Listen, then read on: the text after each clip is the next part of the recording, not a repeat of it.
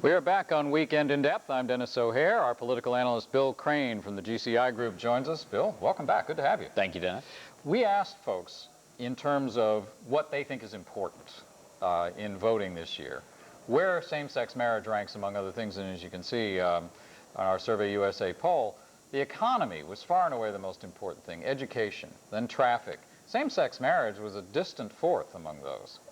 Are people, though, really saying what motivates them, or is there some feeling that there's the Hope Fund came in behind that, actually, and then there were because people, for example, perceive the Hope Scholarship as being safe and politically untouchable. Yeah.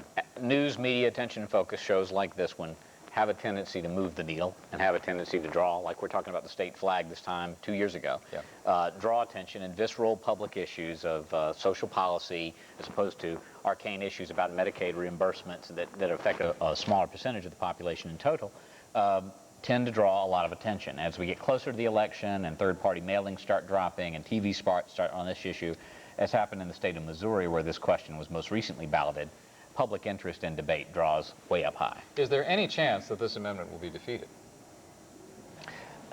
Based on the polling data that I've seen in this state and what I've seen of other states who have had the similar question on the ballot, and Georgia being a very conservative state, I would expect that the ballot amendment as presented will pass. That's not me advocating it, but that would be my forecast. One of the arguments from the ACLU, for instance, is that if voters knew what was in subsection B, and if you, for the moment, for the sake of argument, accept that it does deal with civil unions, although there's debate about that too, but if people think it does, the argument from the ACLU is if they knew that, they'd vote it down because while they may want marriage to be defined as a man and a woman, they don't want to get in the way of civil unions and benefits and so forth.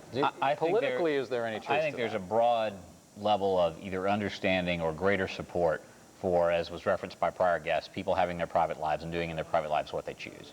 And there's a somewhat an unqueasy feeling when you have to define that. And so I think if there was a better explanation or a detailed explanation of what paragraph B does, and outlawing some other things and possibly causing some problems with health care benefits and some of the things mentioned earlier in the show. Would it make a difference? I do think it would make a difference, but the reality is that constitutional amendments aren't explained by anyone. The Secretary of State's office by law has to give the actual ballot question to the state libraries. There's an audio cassette tape made available for people who can't read.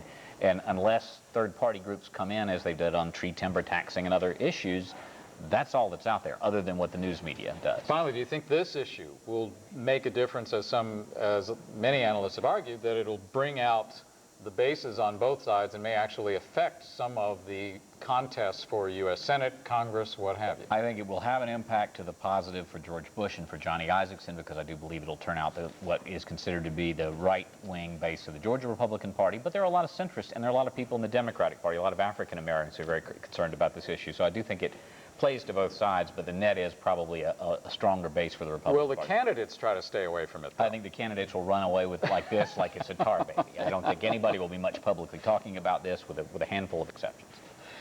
Any thoughts on what, obviously who knows what judges will decide, but will we continue to see court battles over this? Yeah, this one is like the state flag. It's something that no matter what the voters do in November, we'll be talking about probably on this show for the next 2 to 4 years. So this is not the last word? No, probably. No. This is the first in front of the November election, I think. All right, and we will wrap things up when Weekend in Depth continues. Back in a moment.